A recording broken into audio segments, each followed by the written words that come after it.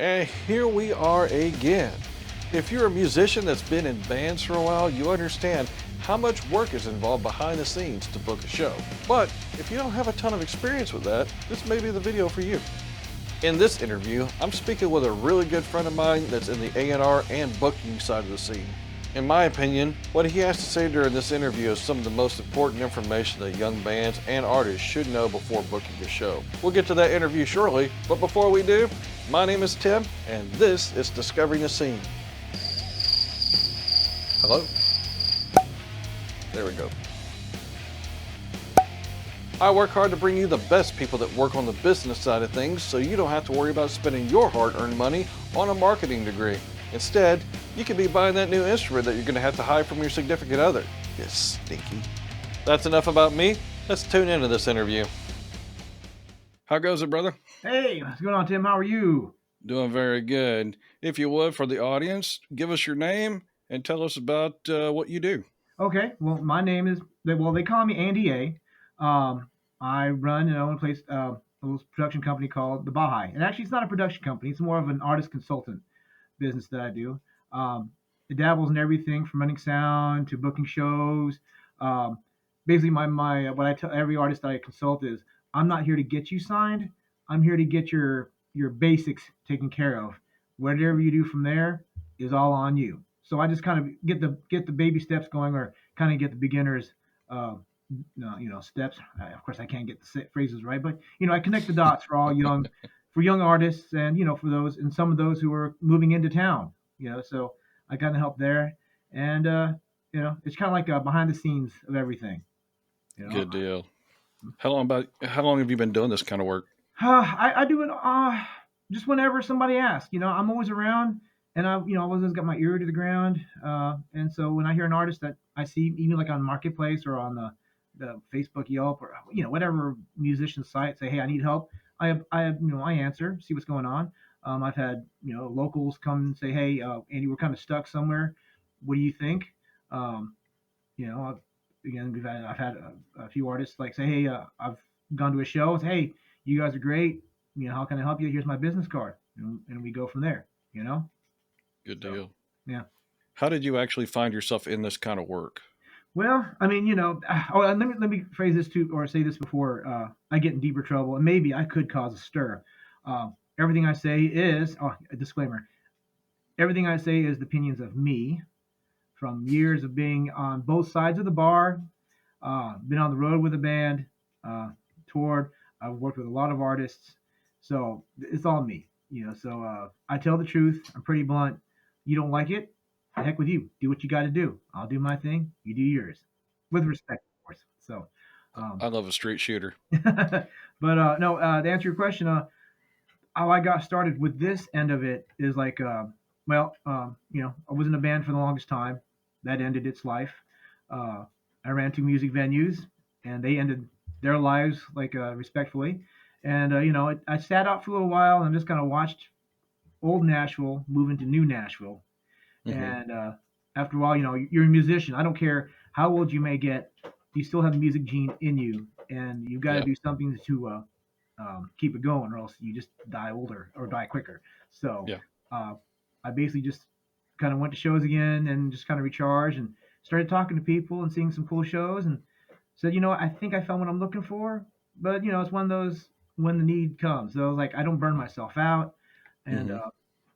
I just put my energy wherever the artist needs, and when it's done, it's done. But I've been doing it for a couple of years. I've been kind of running sound for a lot of bands, for a couple of promoters around town, and Hmm.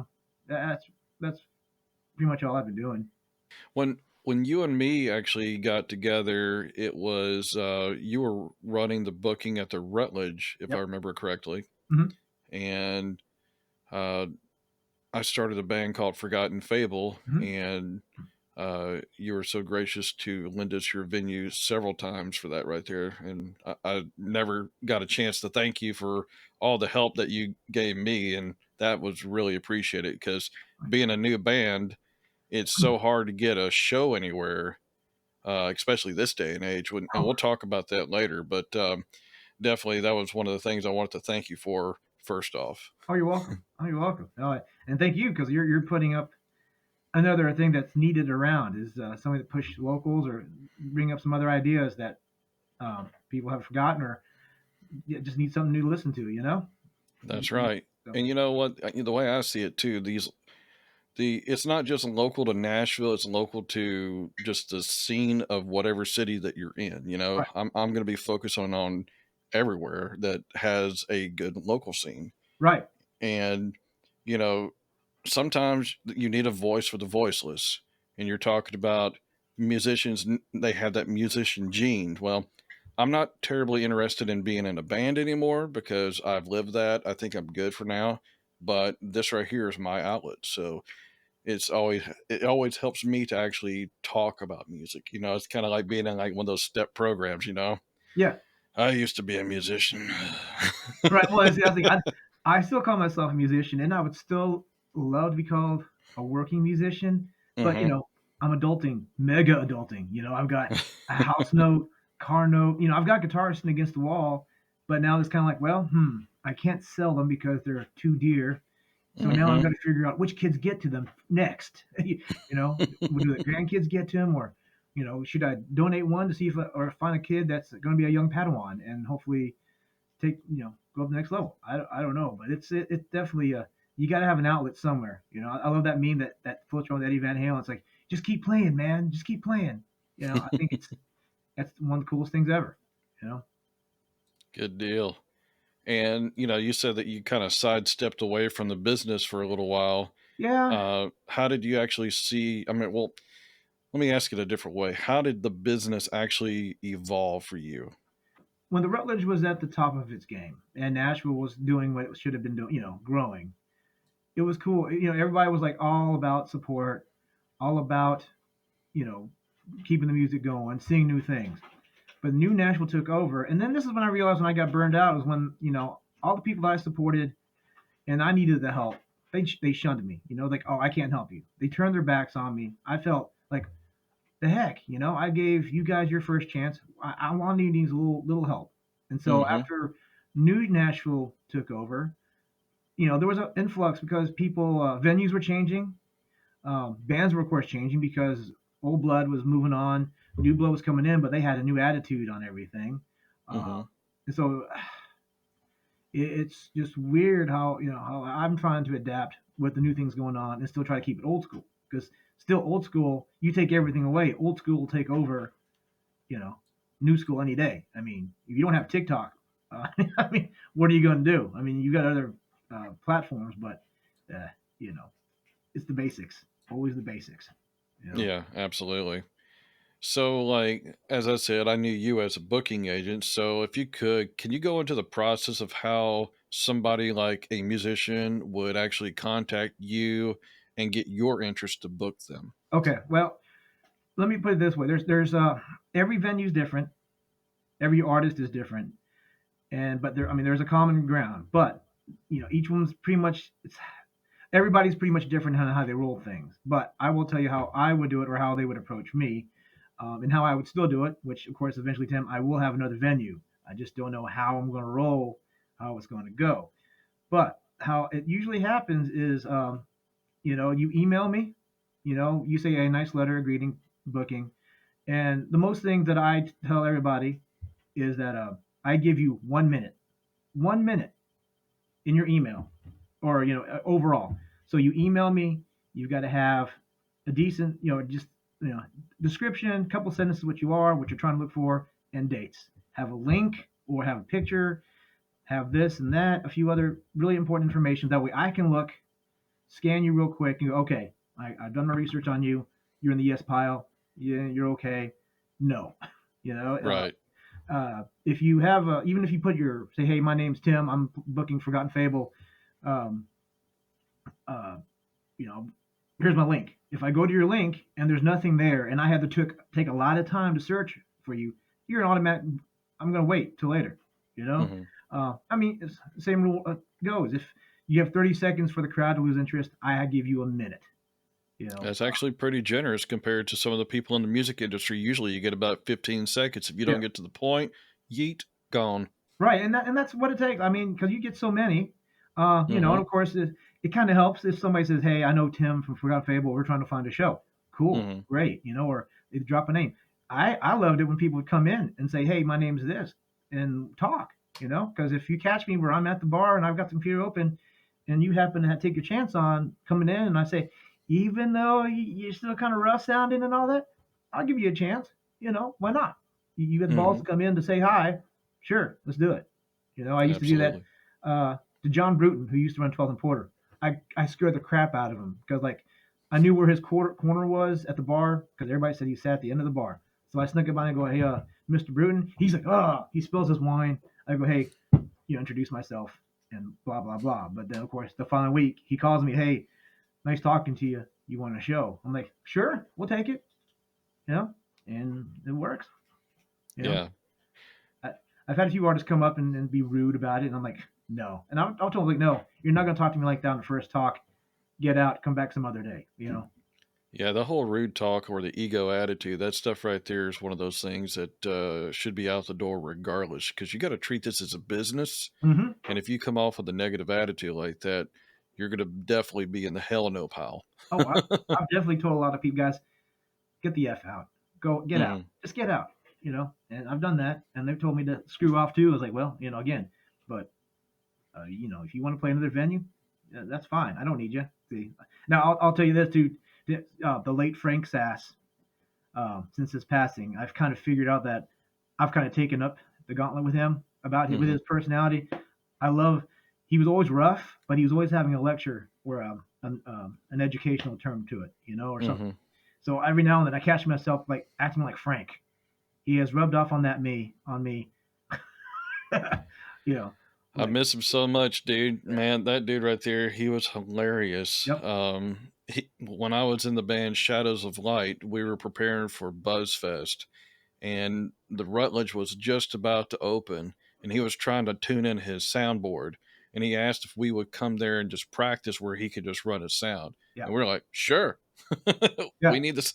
We needed the stage, performance, and just to kind of practice anyway. So it definitely helped out a lot. So yeah. yeah, Frank was if you didn't know what kind of person Frank was, he would rub you the wrong way. But me, I knew what kind of person he was. I loved his personality. He had that deep New York accent. Hmm. And dude, he had me rolling all the time when I was doing sound check. Yeah. All right, you stop. Stop playing. Yeah. I mean, I do my sound checks to hit. I do my sound checks exactly how he does it. I'll go, Mm, "Mr. Drummer, sir. Turn your amp down. This is not. I don't have time for you to fiddle around with your sound. You either know it or you don't. So mm-hmm. it's great. So it's stuff like that. Yeah, and Frank, he fancied himself as a drummer too, so he would always get next to the drummers and just rile them up, dude. Yeah. Oh, I know. He would get on the kit behind them, or he try to groove, and you're like, "Frank, come on, man." But it's Frank. You let him do what he wants to do. It's his room. It's That's his right. stage. My job was every now and then when he would go off the deep end, be like, "Guys, it's all right. You guys don't know him. Go get him some weed. You guys are good." Or find out what wrestling mood he's in, or especially football season. Go Giants. That's all you had to That's do. right. He was always fair, and he always made me sound good. I Yeah. could always hear the room. I always hated when other people had to come in behind Frank when Frank wasn't available, Yeah. because I was like, oh, we're not going to sound good. We're not going to hear ourselves at all. Right. Because that was Frank's room for Right. sure. Oh yeah. I mean, Big Steve had the Gibson showcase. He had his thing. I miss him too, but it's just both guys. You teach. It's amazing how much they teach you some stuff. Like, Right. and especially when it's like another point too is like for bands. I mean, get to know your sound guys, get to know the room, come out. See, it's amazing. It's just a lost art form. They It don't know is. socializing is still important. I mean, I'm guilty of it because again, I'm adulting, and when I go out to see specific bands, or but I will go early so I can see the openers. And if I like them, cool, and I'll keep a note. And like, if a show pops up that I need some money for, I'll give them a shot. But that's the main thing. Know your room, know your bartenders and your sound guy. Most importantly, your sound guy, sound person, sound they, sound he she. I don't know, sound person. Sound person. Yeah. We'll go with that.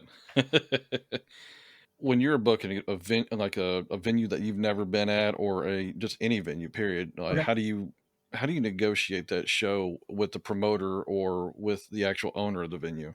Okay, so like if I'm trying to get a show with the promoter or with the venue itself, Yes. um, when you're negotiating now, okay, now this is where it gets kind of crazy. Are you negotiating because as you're a cover tribute band, or you're trying to be as an original band or an independent band? Because there's two different set of rules. Yeah. Let's do both. Let's Okay. talk about both. Well, when it comes to it also depends on the venue. So if you're a cover or tribute band, first things first, go out, say hello, or send an initial email. If you don't get a response, or if you do, just say cool, thank you. Go back and forth. When that kind of goes good, actually go visit the venue so you know kind of what you're getting yourself into. Then you Hmm. say hi, I'm the man. I'm the booker for some the Van Halen tribute, I should say. And say, oh, that's great. I think we've talked to it. It's a conversation. That's what it is. And they go, well, we'll give you the date. And they go, all right, well, you got to get your specifics, like how many hours, does it pay, what date you're looking for, all that little gambit. Are you you get if you got a Kiss tribute, you got to make sure. Oh, we use flames. Can you have flames nearby, or can we have a fire extinguisher? But this is what we have to let you know what as a venue what might happen. Like if Hmm. you're a Nirvana tribute, we're going to use our own drum kit, but we're going to kick it off the riser, so we may make sure your wedges don't get damaged, or something like that. But when you're negotiating, it's just how much do you have to bring to the table. So if the booker is smart, they've already researched you how good of a show you put on, Hmm. or not how good of a show, you just how well you perform, and then of course they kind of see where you're playing. I mean, and that's really what the booker's doing is saying, all right, well, you're a Van Halen tribute. Are you a Van Halen tribute where you do David Lee Roth era, or do you do Sammy, or do you do both? You know, do you do does somebody jump around like those guys, or are you just a bunch of guys that just stand there and do the songs? Big difference. Shoegazers. You know, yeah. So it's like, okay, well then if I'm trying to pay the best dollar or the best dollar that can be afford for a band that will do this for my crowd, because their crowds are all different. So if you play like I'm trying to bring up um, venue names just so that to be fair. But like one venue will pay $500 for a decent cover band, but they know that $500 will get reimbursed because they keep the people, they keep them entertained, and they're entertaining. You Yep. know, there's another band that they're worth like 4 grand, but they dress 80s, they put on a great show, and they're worth $1. So and they'll negotiate. It's like, well, we're doing 3 shows already this month. We like you. We'll give you um, or we've done enough shows. We're trying to get in this venue. How about we give you half off, get us in the door with this venue. If we do real good, you give us a little bonus on the back end, and we'll book one for like New Year's Eve or Halloween or something like that, and then we'll Hmm. get our full amount. So it's kind of back and forth. How bad the venue knows you, you know yourself, how well you can sell, and how much you can kind of guarantee the people. It doesn't always work all the time, but sometimes that's just how that rolls. Now, when it comes to an independent band, that's a whole different story because Hmm. there was always that big gambles. You need to pay the bands. It's like, okay, yes, but if they don't bring anybody, I'm already going out of business. Hmm. It's kind of like there's that symbiotic relationship where everybody has got to work together. So like again, if I'm like, hey, trying to book represent a band. I'll just use Shadows of Light as an example. Sure. I come up to an artist, I go, hey, we've emailed back and forth, just following up with you, seeing how you're doing. It's like, oh yeah, we're Shadows of Light. Okay, I remember you guys. Cool. Well, you know, what 40-minute set opening? Do you pay for the door? Do we get a percentage of the door? Everything's up front. So you're either going, okay, well, and especially if this is your first time in the venue, it's like, well, if you're hungry, you'll be like, okay, percentage of the door. We'll bring in the people. We'll impress you. Now, Hmm. and then it grows from there. Now, I will say this too. Sometimes you gotta swallow your pride. So a venue will say, no, you're not gonna get a weekend. No, you got to play either a new artist night or you're on call. There is a Hmm. venue that I know that when we played, I tried to book there for the longest time, or for a good bit. And then when he finally called me, he says, Andy, I have a date Wednesday night at 8 o'clock, which meant 9 o'clock. Hmm. Can you do it? Yeah, let's do it. Got my foot in the door. 100%. Yep. And then, we still got a cut at the door. We didn't have to pay a production fee, because that we were still figuring it out. But it's just, but we moved up from there. So it's just kind of like it's a lot of, uh, where can you make everybody happy? Because like as an independent band, you're supposed to starve for a long time, Hmm. uh, in theory. So Right. you're trying to get your door in a good venue that is competing with other venues with the other kind of acts. I mean, with you're doing a dive bar, the cover band thing, you're just a cover band. You're just doing songs. You're a jukebox. So you're just kind of plugged in with everybody else. But with an independent band, you've got to bring it. You got to bring the crowd because they're there to see you play your songs, not a Van Hmm. Halen cover, or they don't want to hear, uh, you know, uh, Brown Eyed Girl. They want to hear a metal version of Brown Eyed Girl, Right. Brown Eyed. That's what we're trying to do. So it's a lot of variables, but I mean that's the gist of it. You just one you got to sell, and then one you just got to bring it, or you just got to be able to bring it first on introduction, sell it, close the deal, and then bring it again. You know. Yeah, I think I was gracious with you because, or you were gracious with me more so because of the fact that I had the Shadows of Light name sake behind me, and then this new band was starting to blow up. And when I brought Fable in, I was thinking maybe 150 people tops. I don't know what happened, dude. Just everybody came in. Yeah, yeah, and that's the best part because I've been surprised. I'm like, oh god, all right, you got a Wednesday night, nobody's going to be here, and of course I'm listening to the bands talk how stressed out they are, but then they bring a good crowd, and again, it's all about the follow up. So hey man, we did pretty good on a Wednesday night, or we auditioned, or on a new artist night, and they're willing to talk to you. Go, hey, thanks for having us. They're appreciative, they're respectful. So what do you think? It's like, well, you know what? I'll tell you what, I'll put you on the list. And like if for instance Tim from Forgotten Fable calls and says, hey, we need a band. I'm like, well, I just found a band that might match you guys. They're kind of hungry. I'll introduce you guys, and you guys work the deal because you would already know how the Rutledge would have worked or a venue Hmm. that worked. All the older guys went, all right, that venue works this way. We're going to take you under our wing, and we're going to show you, network and make it happen. You know. So and like even out of town bands, same thing. It's kind of like, well, out of town bands coming to Nashville, that's you're just going to starve. Dude, that's tough. Yeah, I It's mean, tough because I was even in our band, we were popular in Nashville, but that doesn't mean we had the Nashville crowd in Alabama right. or Georgia or wherever the heck we were playing, Yeah. you know. Oh, I know, that's a lot of variables, but I mean, again, I think if you respect the venue and you take care of, you keep pushing the bar, tip your bartenders, you thank the sound man, everything's cool. You do your best. As long as I remember that, even load in sound checks go easy cheesy. It just rolls into it. That opens the door for you to come back again. You know, That's right.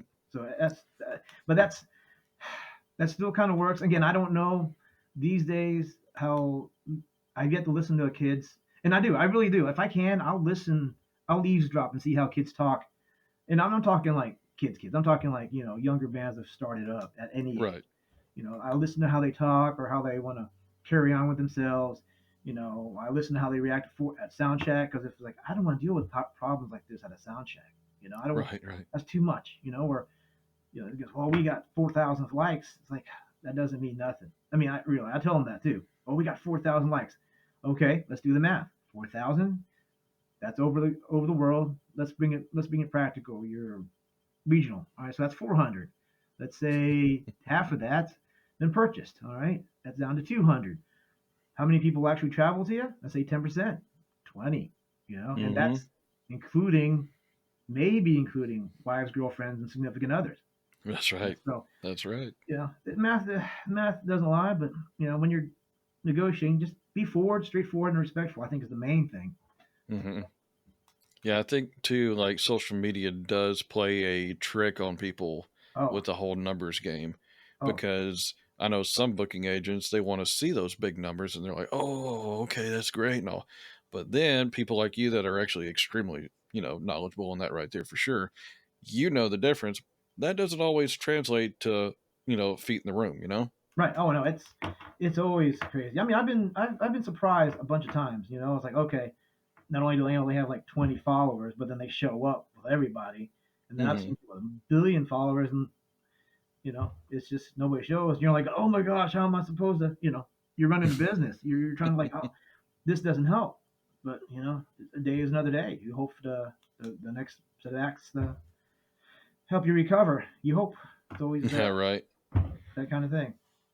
So, like, whatever happens if a band doesn't pull their crowd? I mean, how do you pay the sound guy? How do you pay the venue?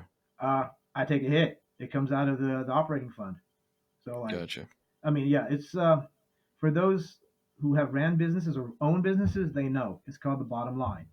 Yeah. And if you don't, and who just manage like, oh, it's okay, they've got the rainy day fund, they've got this. Rainy day funds don't exist Yeah, for that well dries up quickly. yes. So if a van or an artist flops, you still look at how they work at, again, your bookers just don't call and say, okay, you're good to go, and then walk away. No, they're busy. They actually stalk you. Like even some other shows. Like I'll sit there and go, all right, well, are they promoting? Have they mentioned it once or twice? That night if they fail, what was going on? And like with the Rutledge, it was like, okay, nobody really came. What was going on? Oh yeah, there was a football game, or there was something going on downtown where nobody wanted to go to. Parking was painful. They were overplayed, and or they didn't tell anybody. So that instantly goes into the no list. But if you see them where they're trying to work, they come in, they're socializing, and like of course before that there was MySpace. Hmm. Rutledge, MySpace was like almost tail end of Rutledge. You know, um, I'd see the people posting. It's like okay, they're doing that right, great. They came down and put flyers up. And if it fails, it's like well, again, you tried, so maybe we'll try a different night with a different lineup. Hmm. So it's a lot. It's like it's playing chess, always playing chess, Yeah, and and sometimes there's off nights too. So you got yeah, to, the rainy day, or it might be calling for a snowstorm or whatever the heck. right. And so like for the Rutledge, we had. I'll be honest with you. With the Rutledge, we had the backup where the money would come in. When we're trying to survive, was we did special events like weddings. We did private parties. So some Hmm. nights, instead of a music night, it'd be like a wedding reception on a Saturday night. That Hmm. made up a whole bunch of money. During the fall and in the spring, it was record label season. That's when they want to spend money and try to get all their new artists out and start showing them off. Hmm. Uh, and like on the tail end of the Rutledge days, it was like because the new Nashville, I was losing all that because everybody was trying to stay closer to back then the Music Row. Right. So and then bands, it just kind of snowballed from there, and that fun just dried up. And when the owner said it's got to go, we got to go. So Hmm. he saved his butt, and I understand what he had to do. And like to this day, I'm like going, well, I still want to do what I want to do. I want to book some cool bands, but how do I stay alive without killing myself? Or not killing myself, but really stressing myself out and growing more gray than I have now. You know, I mean, I am looking for a venue that I can sleep in, just kind of like Fred did when it was the old Blue Sky Court days, which I don't know if you remember that. I do remember those days. Yeah, Fred would live upstairs, and that's just how you save money. I'm technically a single guy, so I can live in a cot, and as long as I got a shower and a bathroom and a kitchen, I'm good to go. You got everything you need. Yeah, come downstairs and mix. That's all I got. When an artist wants to work with you in your current business, how do you get paid? I usually go by. There's a whole bunch of ways. Oh, hold on, I got my white cat. Uh oh, This is Mary. He's kitty alert. yeah, it's my lap cat. Anyway, when I want to work with an agent, with a artist, it's I don't tell people that I want money up front. And see, that's the thing. That's partly my fault, but I have a big heart anyway for the passion part. But Hmm. generally, what I do is, like for instance, if I'm a hired gun or if I play bass or an instrument on there with you, just pay for my parking, buy me dinner, and that's that. I'm pretty easygoing. Because part of my passion is being on that stage with you, sharing your music. You know, if it's not that, then I'll give me a percentage of the door, or give me a fair cut of the door that's made from the guarantee if there is one. Hmm. like a fair share. And you got merch. I'll take a small percentage of that. Um, if you've got your music on Spotify or any of those guys, usually I'll set it up where like, okay, for the first year or so, I get half of that until that year's up, and Hmm. then after that, it's all you. Or not even half, 20, like maybe 25%. So 25 cents for every dollar download. Right. So I don't. I'm not here to make. I'm here just to cover costs and make it worth. Where I don't mind traveling on a road date. I've got uh, pay time off, but if I can get it where I can take the pay time off and pay me a little travel money, I'm a per diem. I'm cool. So I'm not here to Hmm. get rich because I know I'm not going to get rich out in this business that way.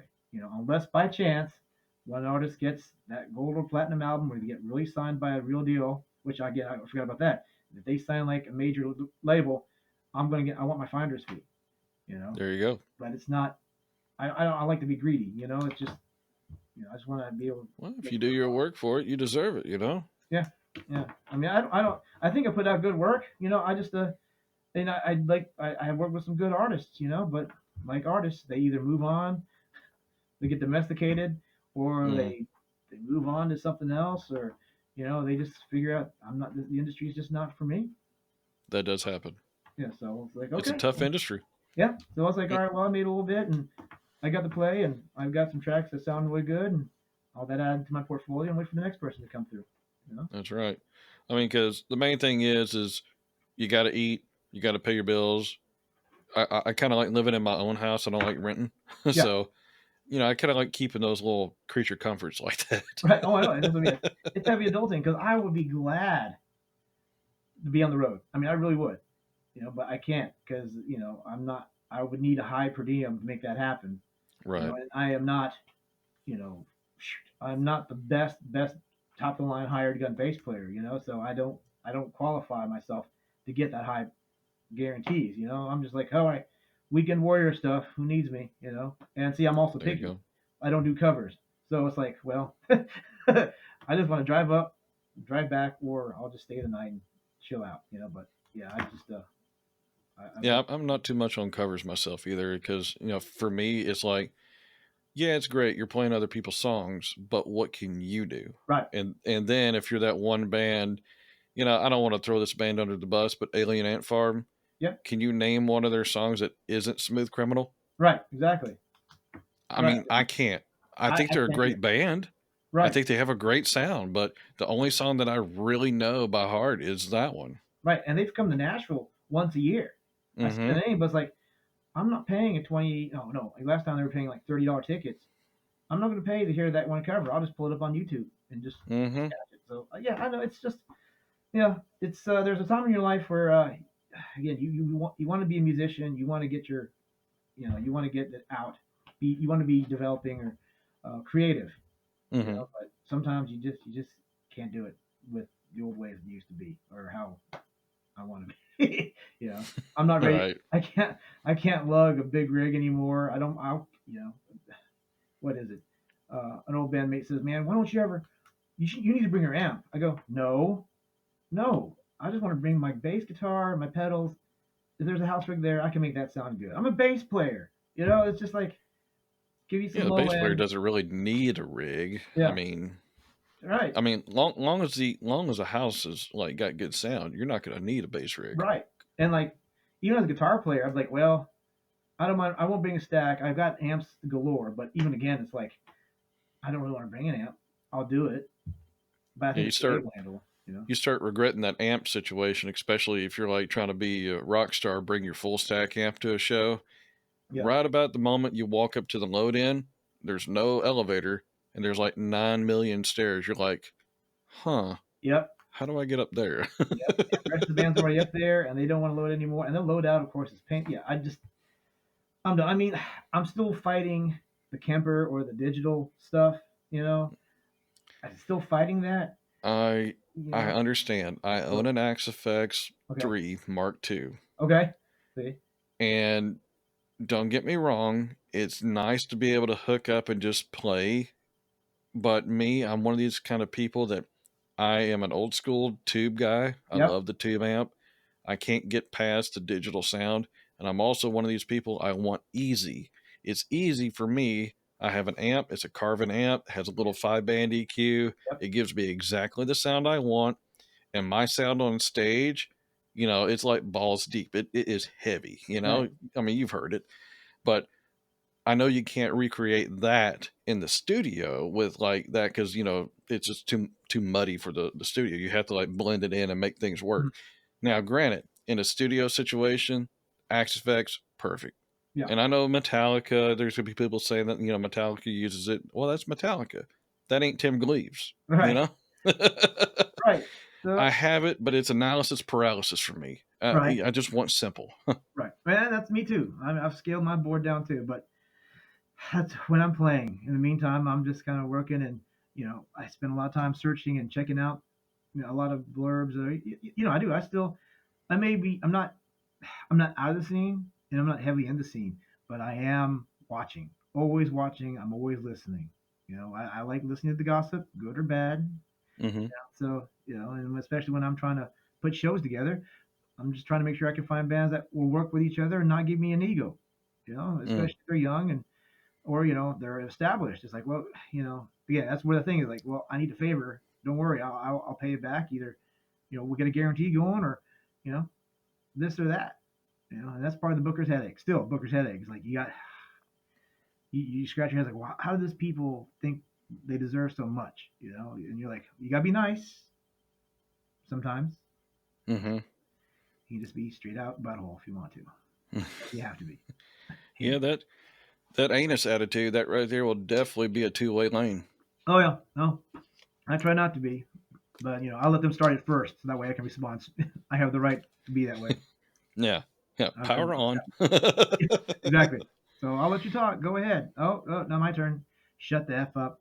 Get out of here. I Hmm. don't.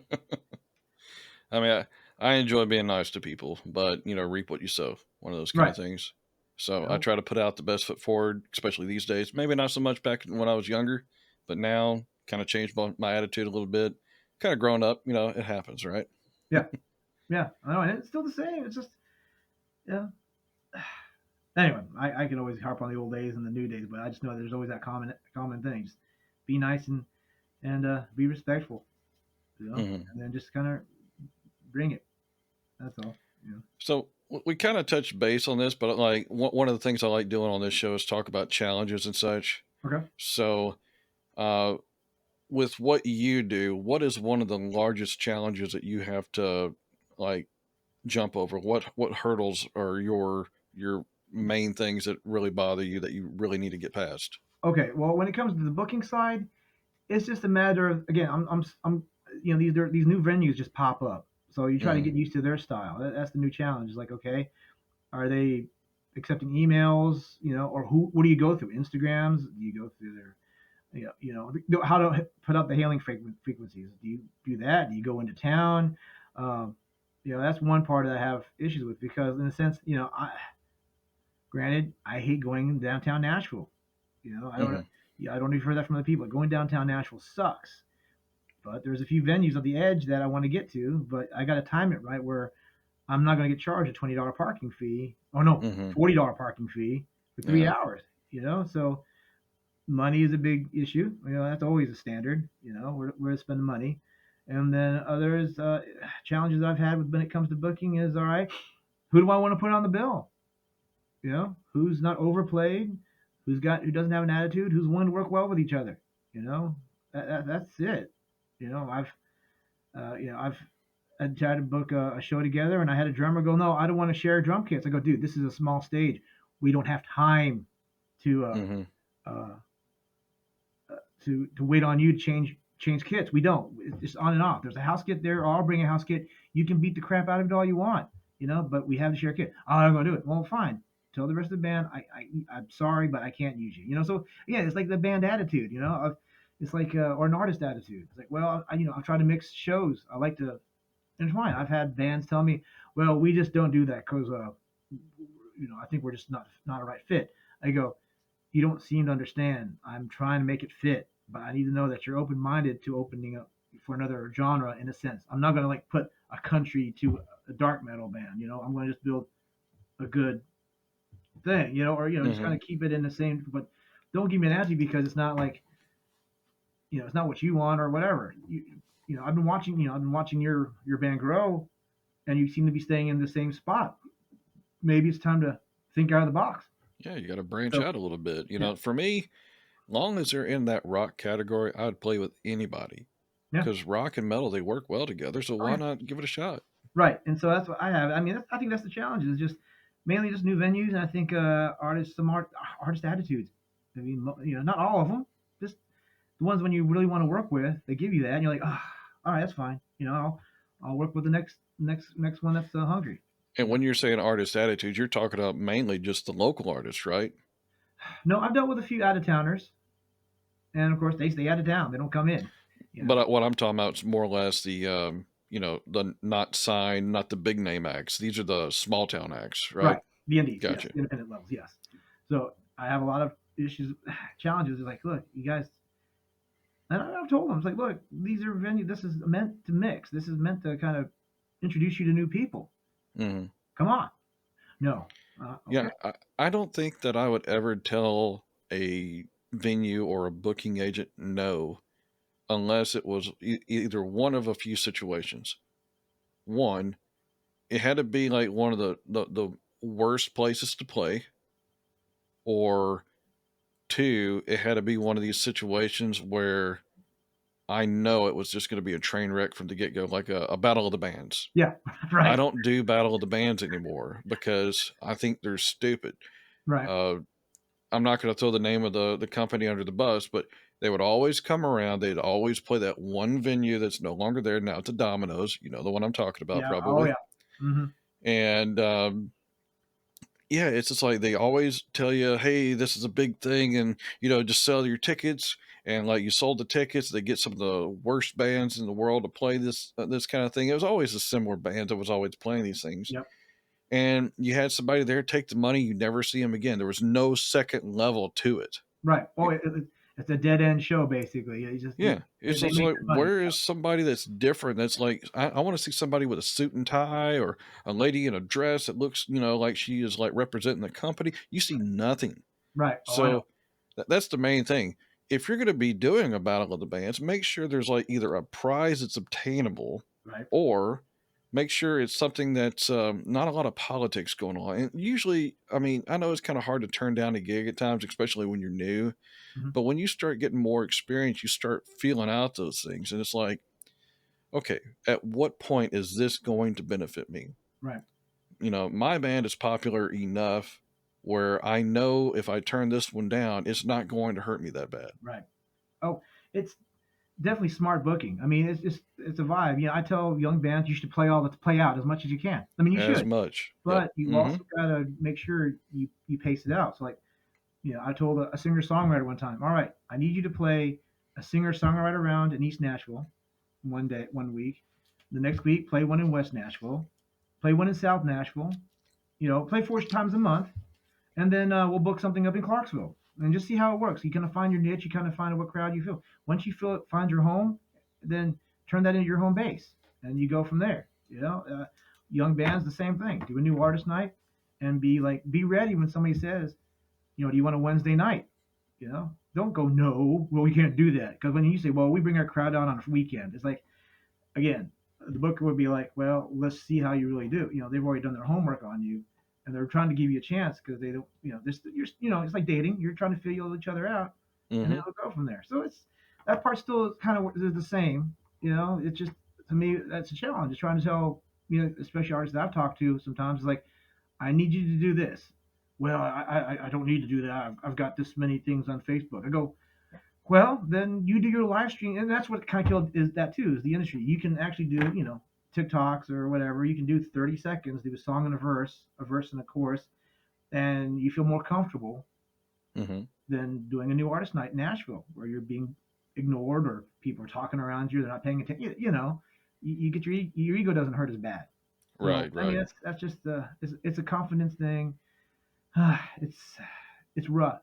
It really is, but I Hmm. still love it when the artist if she sings a song right, or when she's on, and she still shines above the other artists because they're not doing their homework, and that she connected to a new one, a new art, a singer songwriter, or just somebody in the crowd. Goal's done. I'm happy. I've done. You're listening to me, and buy me my beer. There's my fee for the night. Mm-hmm. Good to go. Oh, I'm sorry, I'm diabetic, so buy me my Diet Coke or water, and I'll be good to go. So I Whatever mean, your poison is. do I? Whatever your poison is. Yeah, whatever my point is. Yeah. So I mean, it's just challenges. It's just in different forms. Yeah. Venues are once they can either ignore you or they can which is again part of the reason why I was proud of even when I ran the Gibbs Showcase and the Rutledge, and I kind of stick to this date to this even if I open up or when I open up another venue, I will always try to respond to you in a timely manner. Mm-hmm. So like if you email me on a Saturday, at least I'll say got it, talk to you in a bit. Mm-hmm. Still covers me because it could be a week, it could be 2 weeks, but I'll let you know that I read your email or I'll give you some feedback. These other venues don't bother or they want more information from you, but you give it to them and they still ignore you. So like my venues, I'm going to always stick to, oh, and it's the same way even like on the music places. It's like, hey, I'm in search for a bass player.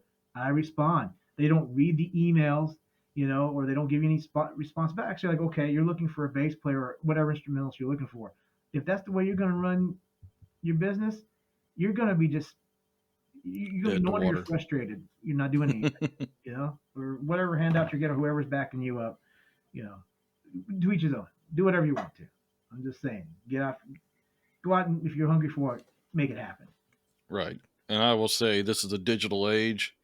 One of the biggest things that kind of is a pet peeve to me is when, and I understand there's like disabilities out there with reading and typing with, dyslexia and stuff like that. This doesn't apply to those people.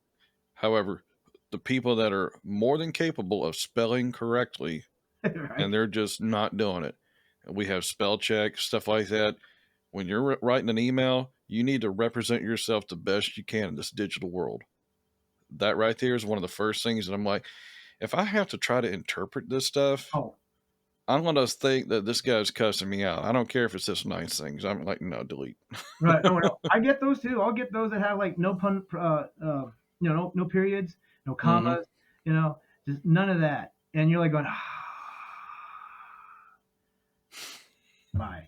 And it's like I can't help it. And like, yeah, spelling errors. It's like, well, I understand that if and it's really bad if it's, I don't care. Not dyslexia, but when they're like trying to abbreviate and they're using common speak. Like, they're trying to use like IDK or they're Mm-hmm. trying to like do a lot of abbreviations. Like, look, I like to see full complete sentences. That's how we can talk. Right.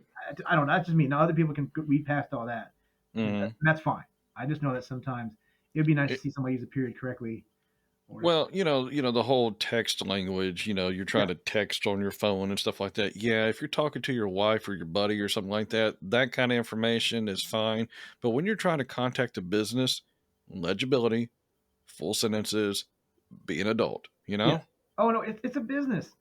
It still is a business. That's why they call it the music business.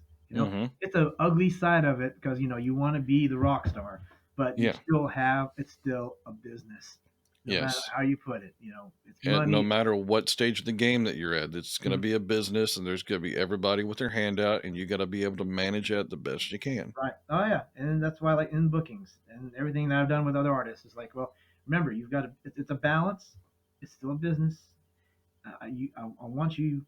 I want to trap or enhance what you're doing, but bottom line is if you can't afford the studio, then you wait, or you do it right. You do a GoFundMe, and then you just make sure that you reimburse everybody that helps you. That's part of the business. Mm-hmm. Don't take their money and run. Don't do that. But figure it out. And that especially goes to like solo artists. The singer songwriters. Booking for them is relatively easy because I mean they can do singer songwriters all they want. It's just how they Mm-hmm. sell themselves at the writer. If they improve, they can get better shows. You'll find it snowballs. You'll find some artists like, hey man, you're great. If you need a backing band or an acoustic player, I'll jam with you. Again, like I'll jam with you. Don't just Mm-hmm. buy me a couple of drinks or dinner. We're good to go. Mm-hmm. But that's easy. But when it comes to a band situation, that's a different story. Yeah. And it's like what forgot favorite like a six piece. Five, We were five. five. Okay, so you got all that to go with. It's amazing of what to do. Yeah, Oh, there's a lot of hands in the band, but depending on what your style is, you got to make sure that right there is going to be the thing that actually works for you. Understand every time you add a piece on, that's another, percentage. If it's four people, it's divided in quarters. If it's five people, it's now 20%. yeah. you Oh know, yeah. No, it's still business either way. I yeah. mean, it's the sad part about it, but yeah, that's just how it goes. And honestly, it's less than that because if you do it in a business way, then you have your rainy day fund. All the money goes there. Right, right. That's a t-shirt fund, right? Right, right. I don't think I've ever gotten paid in any of the bands that I've been in. I haven't seen one red cent of anything that Oh I've ever shit. done. But it's No. always went back into the business because, I knew that if I reinvested all that money, then it would just go out, it would come back, reinvest, go out, come back. Mhm. You know, that's just the way it is. Yeah, I've got a. Actually, I turned a whole bunch of t-shirts from this one management company where they were trying to reinvest. So I had a whole bunch of their t-shirts because they left them behind. I was like, Hmm. they fell through, but turn them into rags. I hate to say it, rags, but you know how much money they put into that. You know, just sometimes you wonder why. When the big spenders come in, you're like, please use the money right. And that's on the consultant side. Please manage your money right. Now I Hmm. will say this when it comes to members, uh, something I will laugh as a booker. Okay, is if somebody says I need to book a show, great, cool. I need you. When do I need? How do we talk? It's like, well, here is my band manager to my side. It's like, no, you need to keep the channels clear. One, don't say you have a band manager, especially if you're an independent, because you're really full of yourself if you do. Yeah, it's Hmm. a nice title to have, but he or she is just a booker, or your assistant or your helper, stagehand, whatever. But either just say, hey, this person's booking for us, plain and simple. Don't give them titles already. I mean, I hate to say, it, but yes, it's true. We laugh. We'll go behind. I usually go behind the scenes. And go, this band's got a manager. Great. All right, whatever. Unless they're like a real time management company, that's a different story. But, I made that same mistake with Forgotten Fable. We had a manager. Yep. I'm still kicking myself in the ass for that. Yeah, it depends on how they are. If they actually do their jobs, then one less thing for you. But when it comes to booking, he's like, okay, well, I need to know who I need to talk to. Do I need to Hmm. talk to your booking person, or that, or at the last minute, or we start the quote booking dates, and like, well, I need to run this past my manager. It's like, look, now I mean, there's a lot of do's and don'ts, and one of the things is I guess we can go on to like peeves. It's like. Uh, when I book a date, I don't have time to have you say, "Well, hold on, I need to go get rid of the rest of the band to find out what dates we can do, or this Right. date." No, no, no, no. You are the master of the calendar. That's what your band assistant's supposed to do. So if I give you a Wednesday night, you should just go to that Wednesday night and go, "Oh, we're good.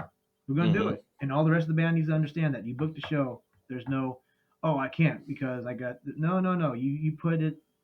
You should have said in our band meeting that Wednesday nights we can't do because it's either it's a family night or I've got a marriage or something that it's a blackout date.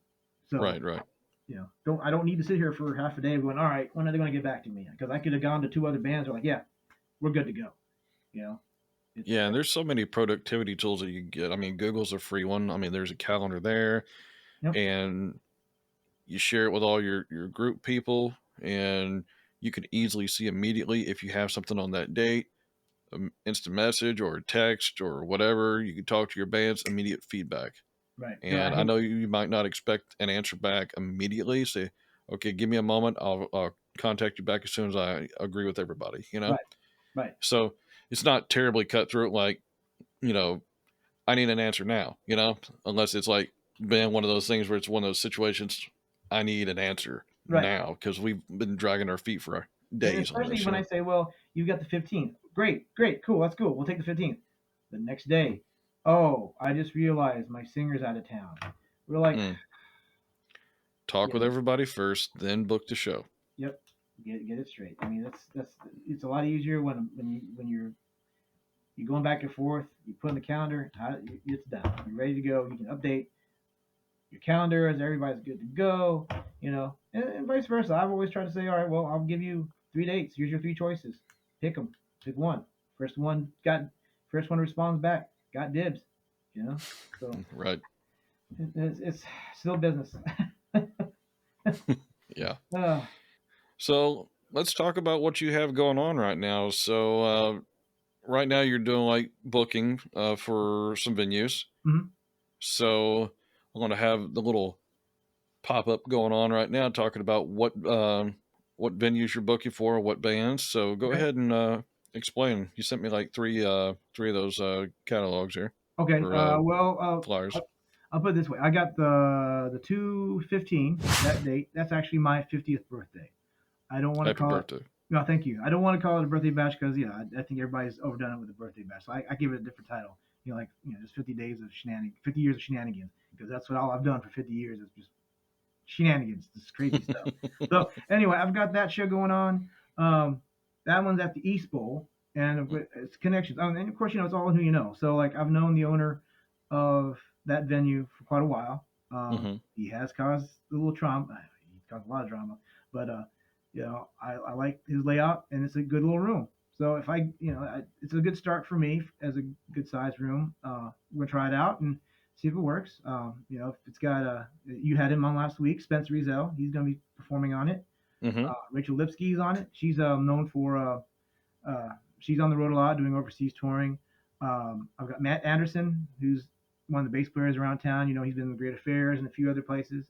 Now I'm introducing a new keyboard player who's been in Nashville for about a year, so it gives him a chance to network. And the best Hmm. part of that is I've got Naoshi Jackson on drums.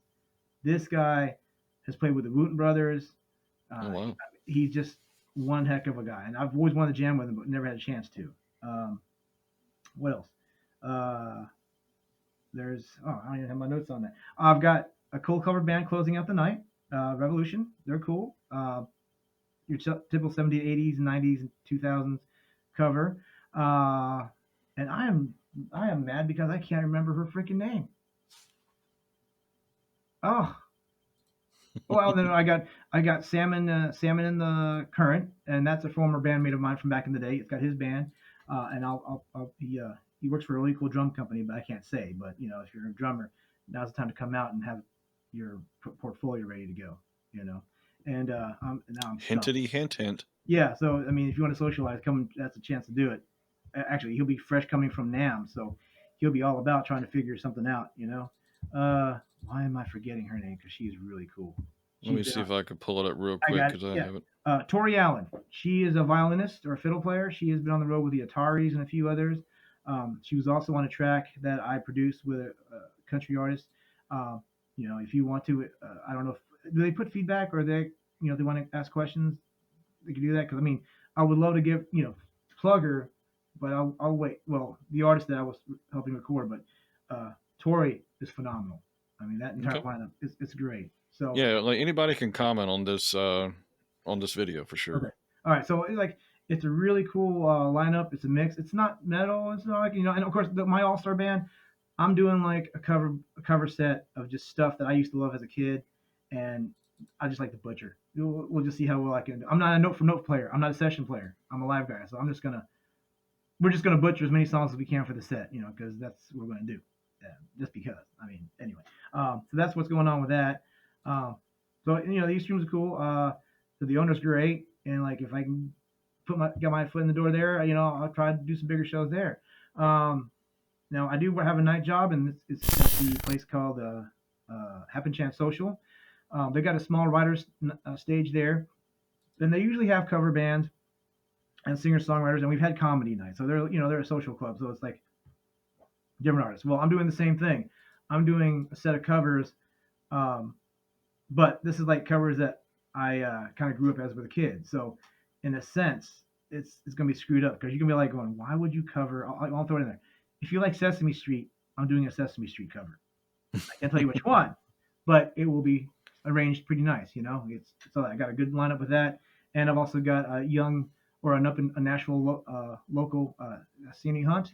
He's a cool R&B singer and player. So it's introducing these guys. It's just a good chance. Now on the March 22nd show, that one's in Manchester and it's at the church there, and that's actually ran by a different promoter. His name is Dana, and he runs Metal and Tats. And so that's his show, and I will be running sound for all the bands on that bill.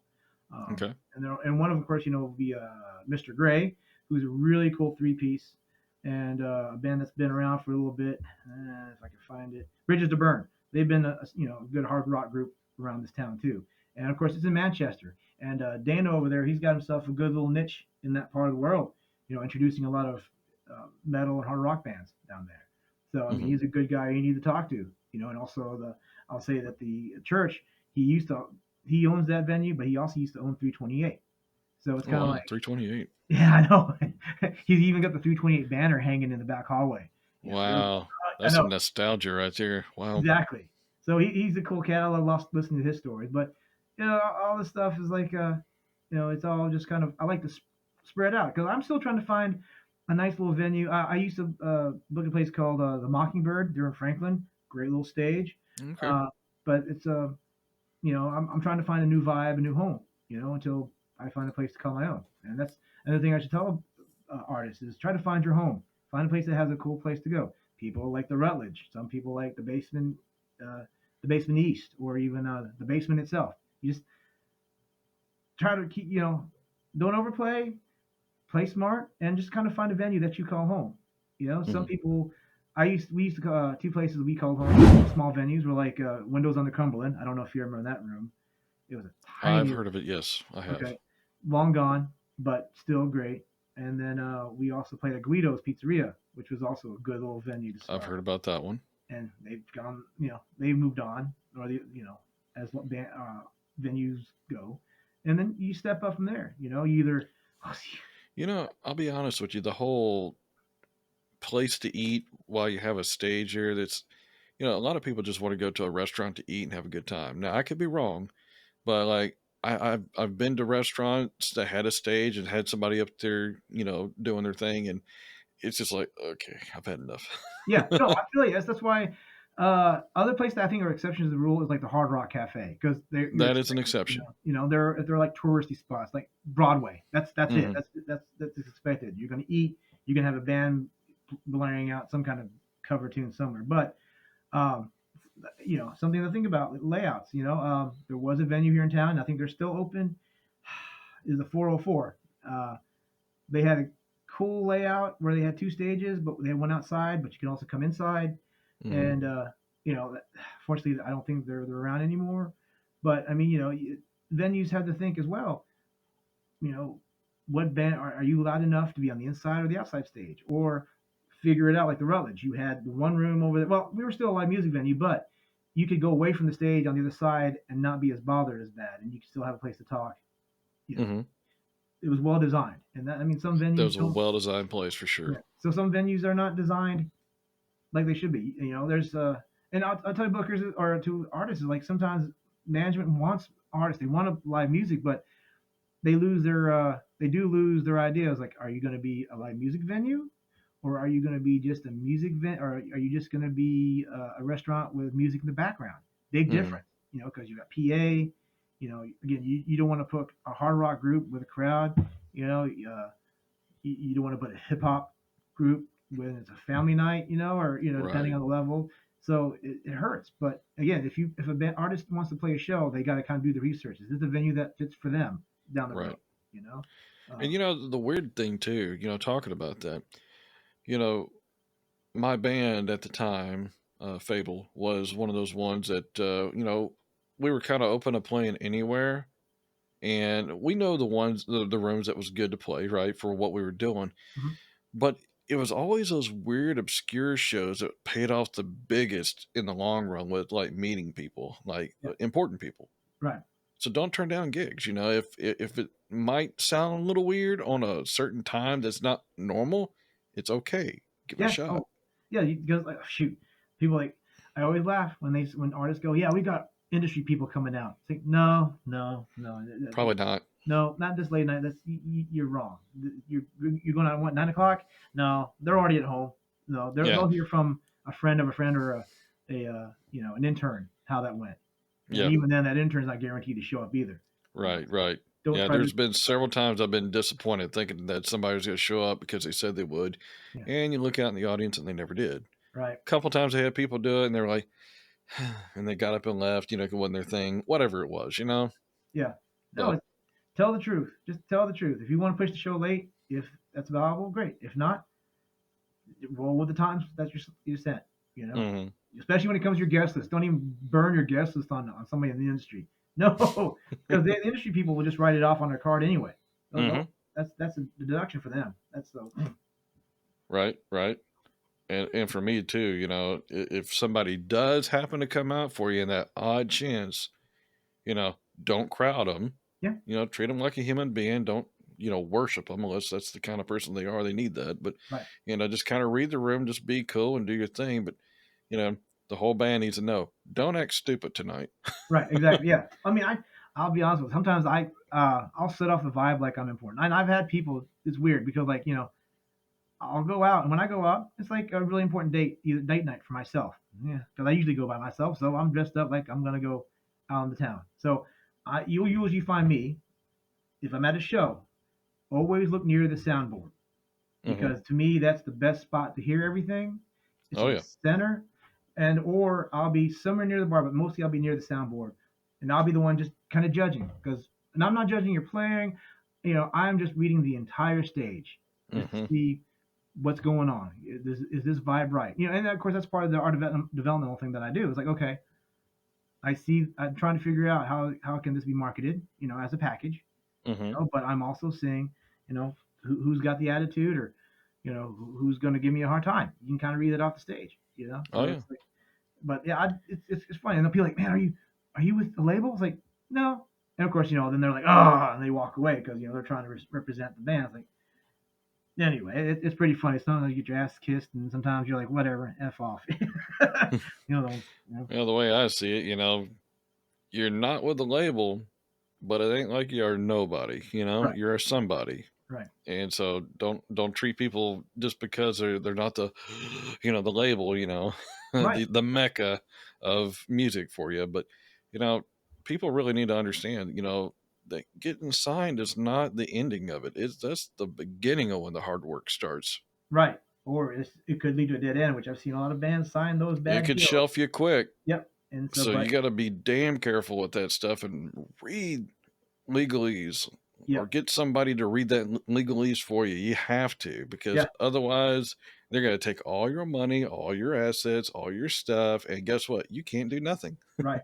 And then I have not worked with bands before because once they get signed, boom, big ass head, and I'm like going, Mm, oh, I was like, and you're still playing which dive bar in the last 3 years, and you're signed to somebody? No, you got to keep right. moving.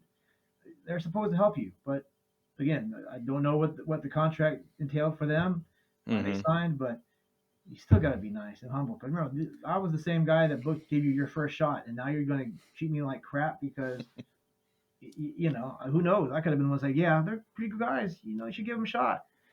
Maybe, maybe not.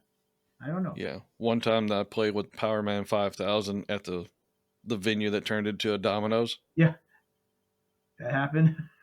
I'm like, how much does your booking agent hate you? And that's the first question I asked All right, Spider. I was like, dude, how much does your booking agent hate you to play this venue? He right, goes, well, we play a lot of big venues, and I think it's nice to have these small venues. I'm like, okay, man, if you're okay with it, that's cool. But I guarantee you, when you walked in, you looked at this venue, you're like, well, yeah, right, exactly. And of course, the bottom line is, did they get their guarantee? That's the yeah. thing. If he paid the guarantee, And dude, I'm telling you this too. The sound was just as horrible as you would expect it. yeah, oh yeah, I know. It I, was terrible. I've played my share there without losing, like getting shocked a whole bunch of times too with the microphones there. Yep, I know. Yeah.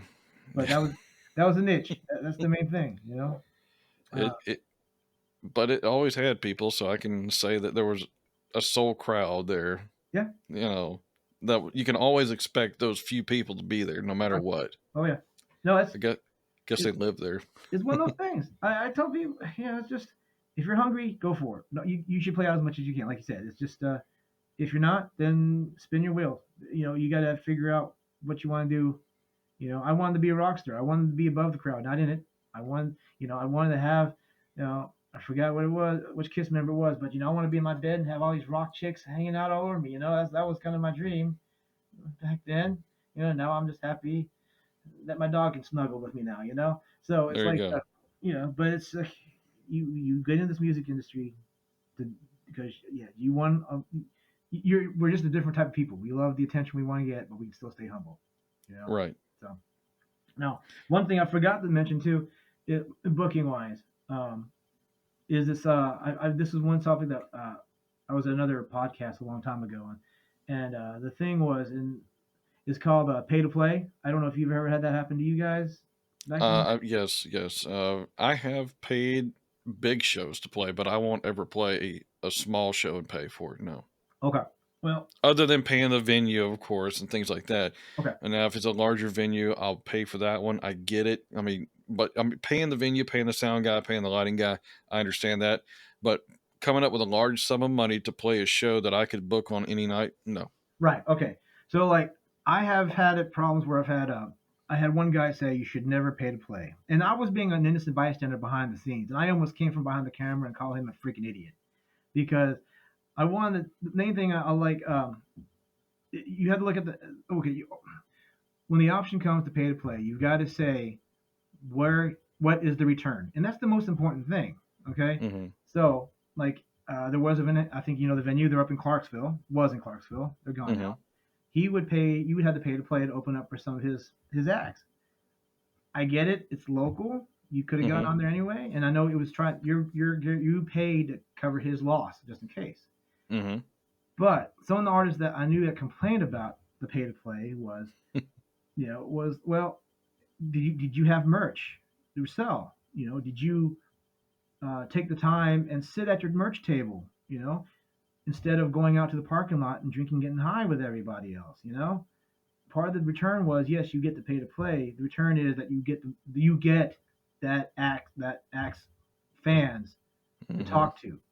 You know, that's that's the thing. And it wasn't much. I think it was like $200 to $300. That's kind of small if you sell.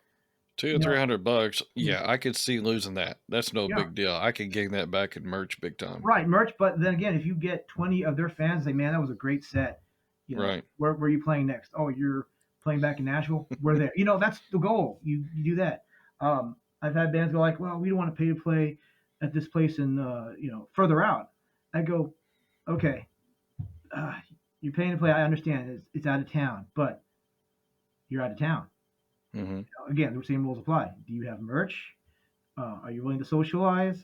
You know, book it smart. Maybe you can get another show in the same weekend, or make it a weekend trip and get another dive bar the night before. They don't know who you are in a sense, so it's good that you can overplay 2 nights in a row. Hmm. Strategically, it makes sense. You know, I know, and I tell these people this too. I think for our time, my band was we were the only band in Nashville at our level that played the Whiskey a Go Go. All Oh, right. wow. So it was like, but we lost $1,500 on the deal, pay to play, and that's including ticket sales that we had to pay, the parking that they charged us, Oh my plus, God. the video fee that they charged us, plus, eating and the tour out there. Now luckily we were on the road, so we were able to recover some of that cost, and we brought it. We had merch, and I'll tell you this, promoting is hard. So I Hmm. know it's hard to hand out flyers to people. It's hard, and especially with the younglings, they're like, I don't want to talk to you. I'll just send you my little thing or email or thing. No, it's great when you go to like West Coast and you go to the Brown Derby and you're trying to hang it out a flyer, and they're like, slap your hand away. We don't want that. Hmm. So it's like, anyway, but that was like the best. It looked good on your resume. It Best made does. bands can play the Whiskey a Go Go. You got the T-shirts, you got the tickets. I mean, and you're Hmm. not the only band. There were other bands that played just as much, and they all traveled. There was like one Hmm. local, and I'm sure they had to pay maybe a discount rate, but when it comes to pay to play, you got to make sure you check your return.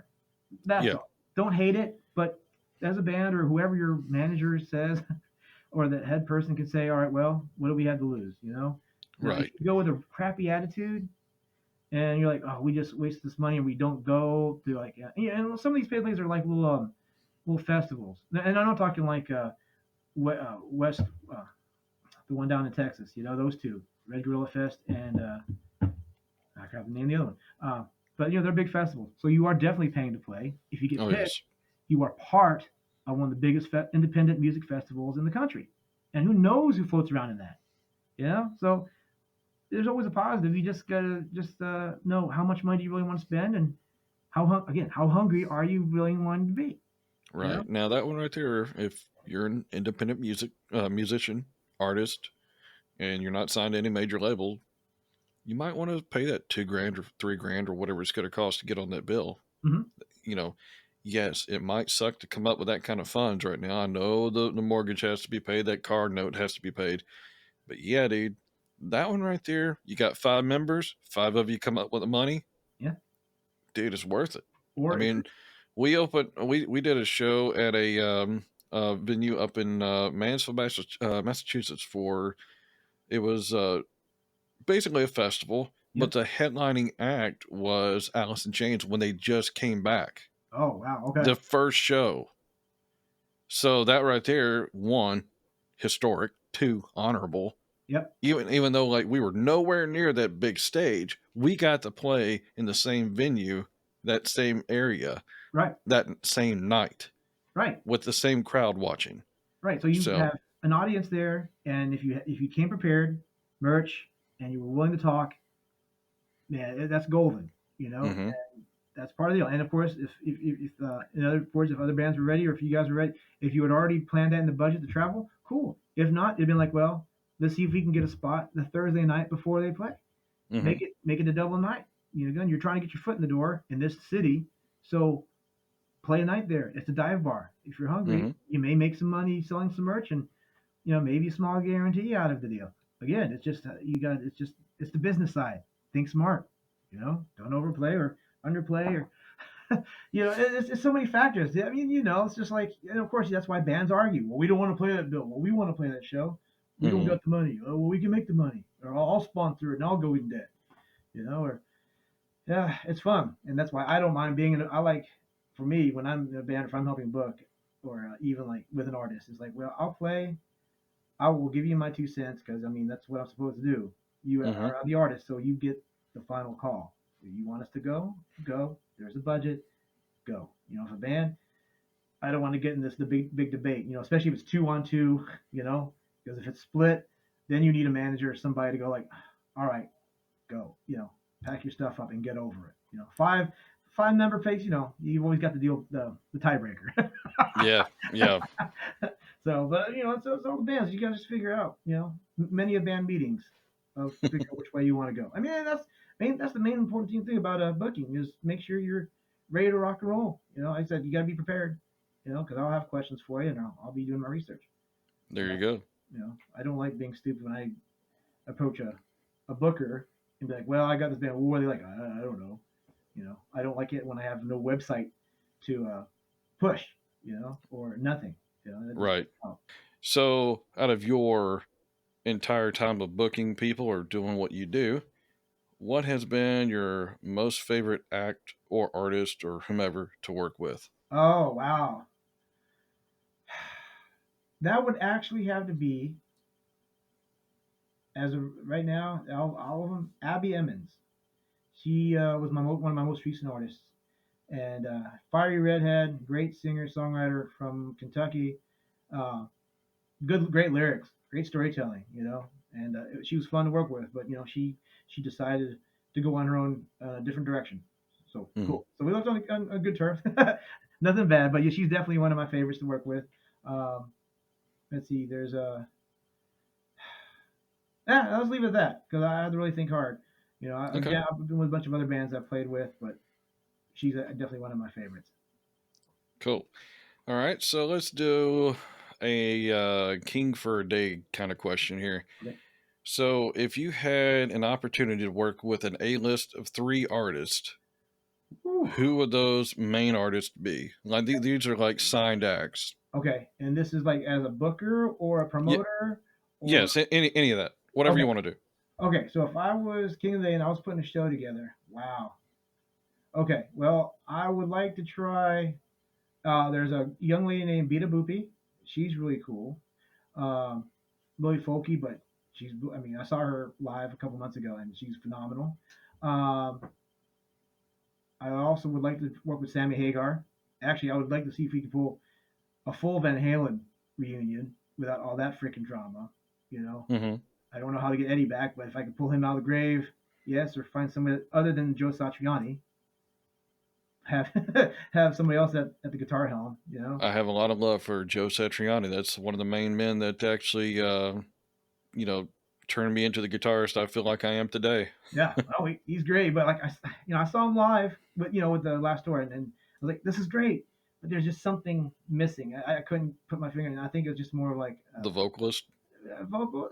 You're right, but it was good. It's And an then instrumental band. Okay, I get it. But still, you uh, know, a third artist, like Bit of Boofy Van Halen, and then King for the. I mean, geez, I wouldn't know because there's just so many cool ones out there. The book. I mean, yeah, Tim. I don't know. That's hard because again, I had to figure out how to I love dream. those hard questions. It's like it's like building a dream bill. It's like right now, Seven Dust just put out a new album, and I would love to put a bill with them. Uh, I don't care Metallica. I mean, Pantera's already doing their thing already on that side. I've actually started having this thing for uh, Gorillas, not or Gorilla. She's a hip hop artist, and Okay. yes, and the single man also wants to work with Sabrina Carpenter. I mean, because her writing team and the way she works is cool. So maybe that might be it. It's kind of on the pop side, the folky Well, light it side. doesn't have to be always rock and metal. I mean, there's other styles out there. Everybody likes what they like. I mean, that's kind of if I had a chance, I think that would be the top or five brainstorming ideas. Cool. Yeah. And we'll go with another question here. So, as I guess, a booking agent, what's something that fans don't realize about what you do? They don't see me stressing out, or they don't have the deal or see me going in the back of the room counting heads all the time, checking the bar, going, how are sales? They don't see that. They get to see their artist on stage, but they don't see the guy making sure that the clock runs, that they get their set time in, or they don't see a pre-side, like making sure the band gets their riders matched, just whatever they need to get themselves ready. They don't see the behind the scenes. Hmm. If they want to, have at it. But that's the and at the end of the night when you pay everybody out and you're looking at that $5 bill going, oh, that was a good show, man. Yeah, so I'll roll that in the next show I put together. you know Okay. And, this is a little bit different type of show, so I'm going to back out of the fun questions real quick. okay. You mentioned a word. I just want to throw it out there. This is also for a teaching lesson for people that are just now coming up as well. So I want this to be for them. Okay. You mentioned the word rider. Can Yeah, you please tell the audience what that is? the rider is basically the dream wish of every artist. So it's kind of like it's a wish list of what they have or the requirements to put the show together. Hmm. So um, basically, like let's just take a four-piece band. A rider could consist of like, okay, they've got to have a PA that handles drums, guitar, bass, three vocals, but it also has to handle in-ear systems. So it's got to be a modern. It can't be like an old school PV board that has two mixes. You got to have at least 4 or 5, so that way you have enough for the floor and in-ears, which means, of course, what you see poking in their ears.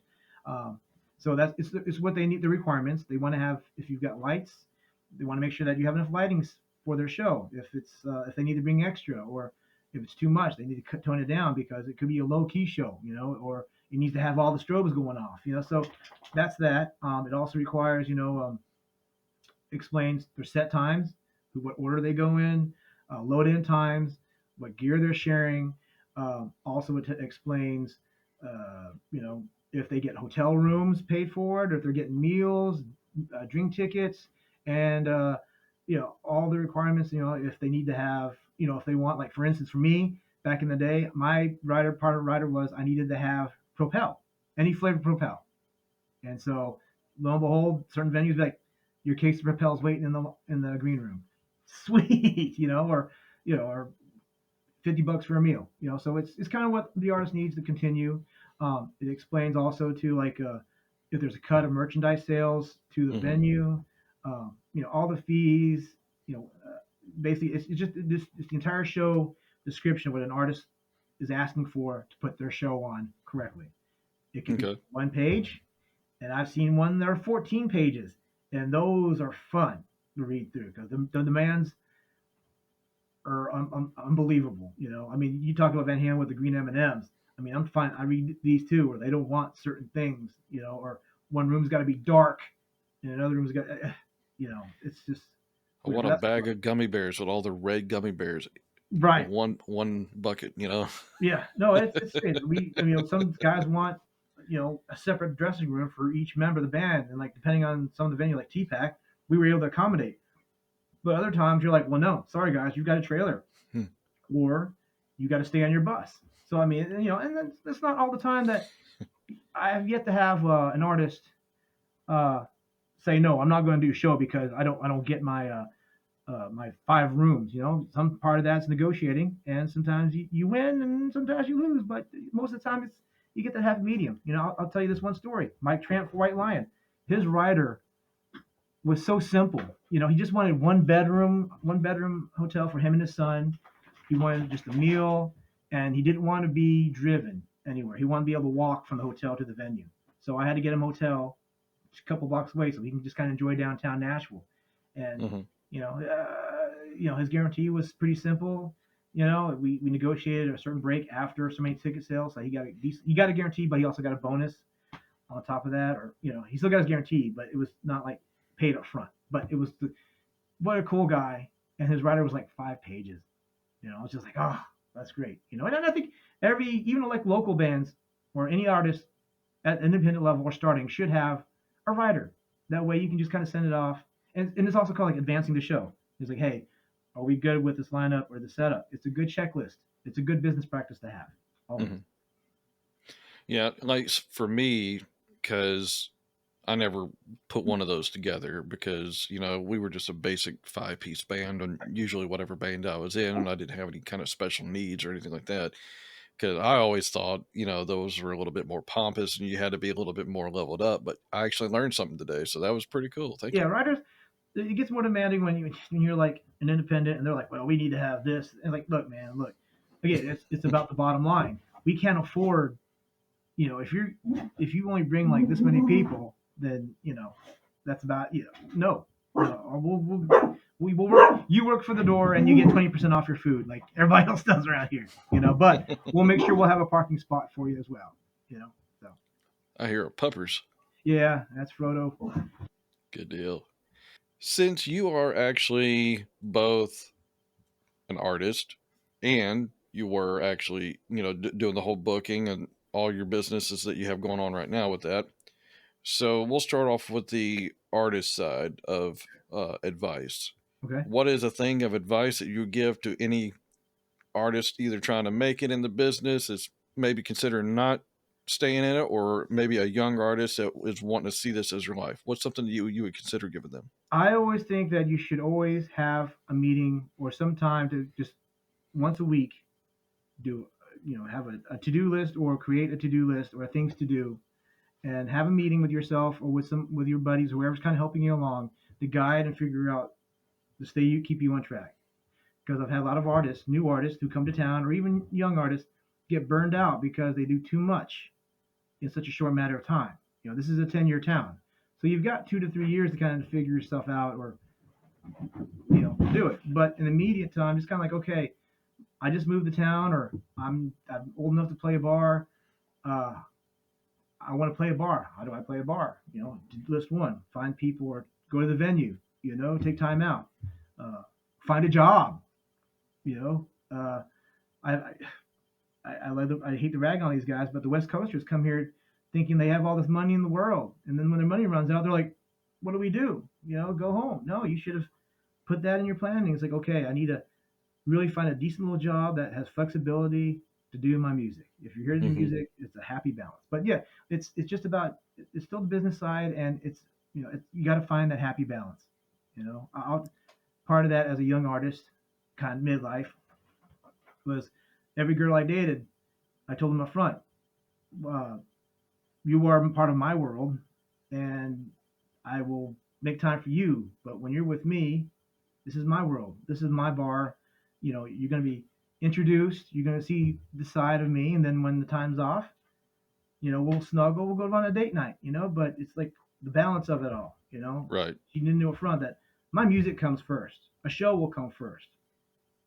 I get frustrated too when I have friends, or not friends, but I've had artists go like, well, I can't play that show now because it's our anniversary. I go, you didn't tell me that on the calendar. Right. So you got to do the show. I can't. She'll kill me. I'm sorry, dude, but I told you. And I have 3 strikes. Once you do the third strike, I'm done with you. So that's one. But Right. anyway, that would be probably my first thing about a young artist or a transplant coming to town is to try to get yourself in the kind of business mode and get yourself together, and don't try to run in as soon as you get here. Get the vibe. Get your vibe first. Get the vibe. There you go. Yeah, and I will say that the love life is one of those things you have to consider, because honestly, the musician world you got to have a strong woman that doesn't need a lot of pampering, that can handle her own business Hmm. and your business too, because there's going to be a lot of that going on. Yeah. Right. And, to hold somebody back from doing their dream, that's not a girlfriend, that's a parent. Right.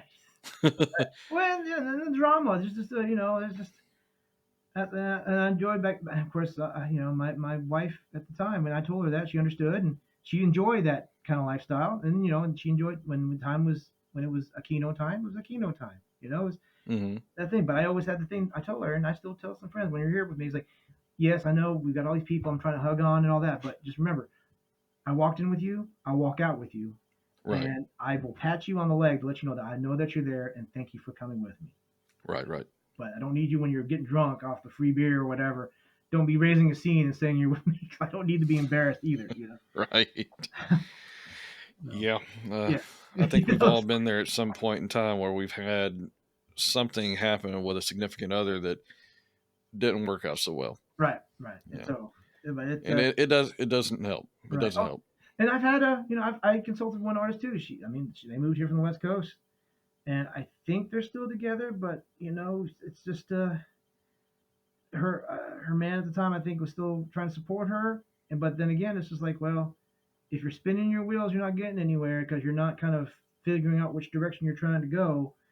He gets burned out because, like, I'm spending all this money. I would like to see some return, or let's just go back home so I can finish and get my degree. Or he could finish it here in Nashville, but he could have finished going to school in California and done that. Instead of just Hmm. feel like your time is wasted. So Yeah. I had so to like finish school while my wife moved down here to Florida. And then a month later, I was able to move down here too. yeah. So I mean, it's planning. So yeah, if you're married, well, maybe we should just, if you're a young artist who's got a significant, please make sure you have thoroughly discussed what's going to happen or what's going to Hmm. happen. Don't be jealous. Don't expect to get your girlfriend or even your boyfriend or husband, whatever, to get hit on. Uh, don't just be ready for the negative and the positives because there's both, plenty of both. But just understand this is still the business. It happens. I will quote my former bassist: cooler heads prevail. Yeah, And yeah, that's never been more true than a situation like that. yeah. Oh, I did recently. I approached a young lady. She was a young singer, and I had some songs I wanted to try to pitch. Man, her boyfriend looked at me with a death look. I'm like, well, dude, I'm not hitting on her. I told her the truth. You're a very beautiful lady. You have a nice set of vocals.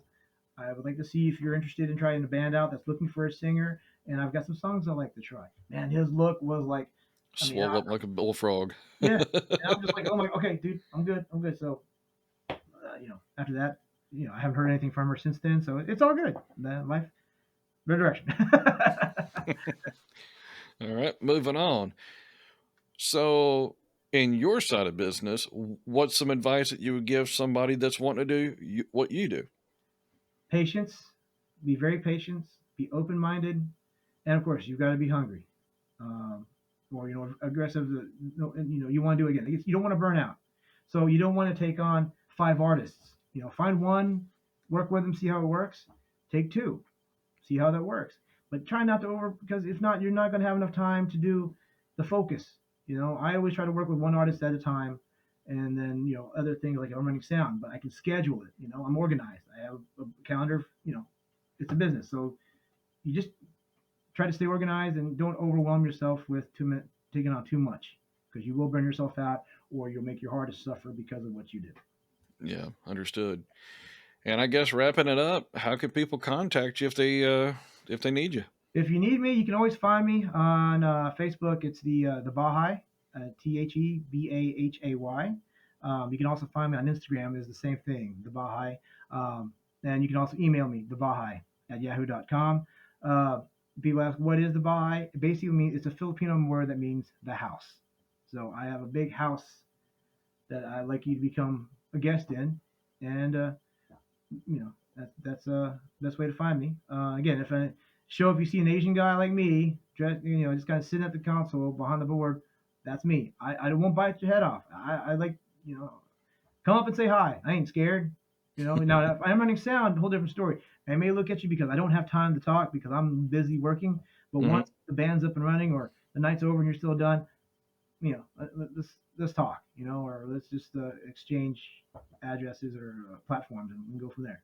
You don't need. I'm not stuck up, or you don't need to be stuck up. Have at it. Right. Yep. Got to communicate. Mhm. Well, cool, man. I will put all your information down below so that people can contact you if they need to. Cool. And be sure, serious inquiries only. Make sure that Right. you're ready. Right. Yes. If you're ready, come on. It'd be good. Or let's hang out. And Tim, thank you for what you're doing. I love what you're doing. Brandon's interview was awesome, and Spencer's interview was pretty cool too. So, Thank you so much, man. I appreciate it. And we're going to head back to the main studio. Wow. There was just so much great information in that interview. I think I may have him back again. I think next time we'll talk about the A&R side of things. If you want to hear more about the A&R side of things, comment down below and let me know. The things that really stuck out to me about what Andy said were listening to how the band conducts themselves during sound check. I didn't really think about that, but you got to think, that's pretty much your first time meeting the sound guy or the venue owners or whoever it may be. And you're under scrutiny at that point. So always conduct yourself professionally during that point. And the other things were watching the band during the performance to see how the band interacts with the audience. I mean, that's kind of a no-brainer, but still, it just really drives that point home of, hey, this is the time for you to shine. And lastly, something as simple as sending an email and the vibe he gets from your email, that right there should tell you a lot about how bands should conduct themselves. He's not looking for confrontation, he's just looking for a professional attitude. I think the things we can all agree upon are, if you're with your band, always be in the frame of mind that you're working, and treat people with respect at all times. You never know who's going to be watching. And if you got any value out of this video, please like and subscribe. With your support, we can finally train the band on how not to piss off your sound man, because no matter how great you think you are, he does have the power of the suck button. A red button. I wonder if this is a suck button.